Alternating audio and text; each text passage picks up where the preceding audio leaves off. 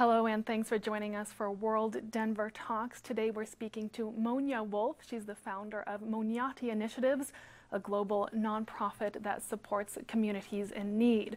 She launched the organization while also working as a fashion model, a career that took her to all corners of the globe. She's fluent in 4 languages. She was German born and raised and now lives in Abu Dhabi in the United Arab Emirates. She's here in Denver as part of her work for Monyati Initiatives. Monja, thanks so much for joining us. Thank you for having me here.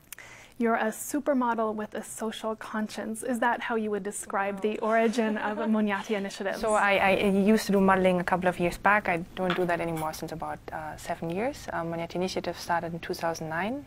We are a non-profit social development organization. We are registered in India. We're currently going through our registration in Germany and the UK. But I'm based in the UAE and I live in Abu Dhabi for the past 8 years. And it was your work traveling as a fashion model that really led to those moments that inspired the heart of the work that you do now. It did. I think it certainly shows you the imbalances in our world. And on the one hand, as a fashion model, you get the opportunity to live a very glamorous life. And at the same time, you work in the setting of communities in need, and I think that was certainly an eye-opener and a blessing to be able to live in different areas of the world. Tell me about some of those moments. I think it was particularly, if I'm correct, in India and maybe also in Nepal that you really saw that contrast between the world that a lot of Westerners live in, particularly if you're having maybe a glamorous or high-level career, and the reality of the poverty that much of the world lives in. Yeah, I think for some jobs and bookings that I had as a fashion model, it brought me to India, it brought me to China, and so you're in that beautiful setting. It's in that specific case, it was at Umayyad Bhawan Palace. It's in Rajasthan in the north of India, a magnificent palace. And so I'm wearing these beautiful evening dresses, and at the same time you're overlooking Jodhpur, and people in Jodhpur live a very, very basic life, and just something is really off balance when you wear a dress that could feed a family for a couple of months, not weeks, not days, but a couple of months. But I must say the interest and passion to work in the social development sector I have since a young age. I think most of us have that desire and interest to help communities, but we always think we need to have the financial means or we need to have the experience, but really what it requires is just that conscious commitment. You just got to start, and then people will join forces and people join hands, and things will happen from there. Now, Monyati Initiatives has a number of ongoing projects, many that are already completed and others that are happening or being built up right now. Tell us about the ones happening now that are sort of closest to your heart. Right now, one project that I'm very excited about is our social business in Madagascar. It's in the south of Madagascar in a place called Tulia. And you have rickshaw pullers in Madagascar. I'm not sure if you're familiar with a rickshaw.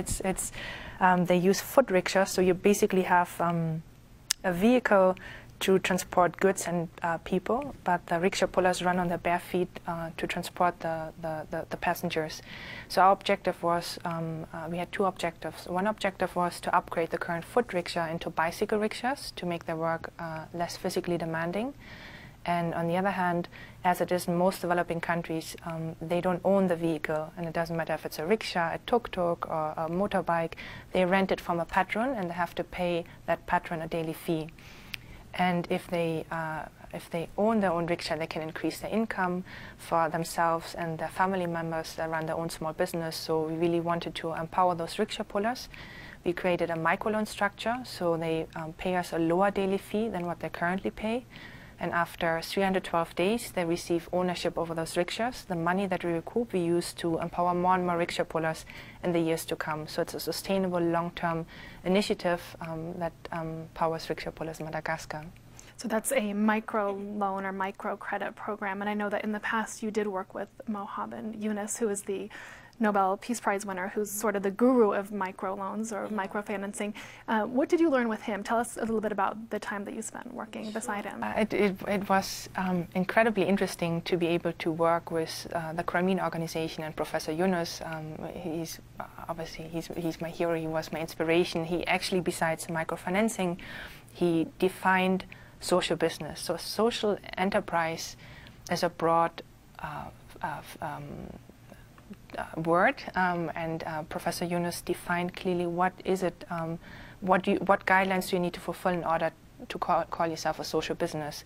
And it was really an eye-opener to realize sustainable long-term, to learn about sustainable long-term tools and to empower communities, to truly empower communities.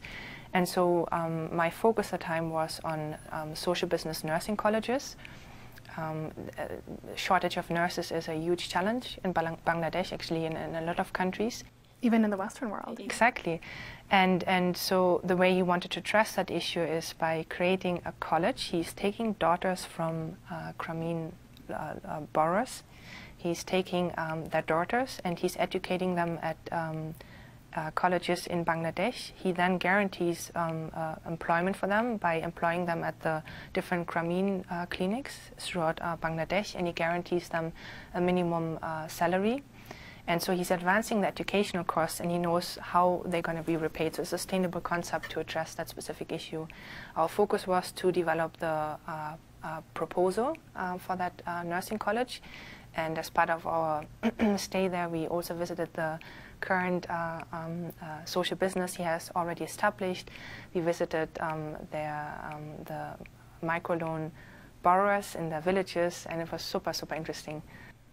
So is that a model that's really inspired most of the Monyati projects, in the sense that the goal would be to make them self-sustaining? Because otherwise it's great to go in and, you know, build a house or improve things for 1 year, but the criticism of that as well, it's just a small-scale outsider's project. It is, but you see, poverty is such a complex issue, and I think I would not like to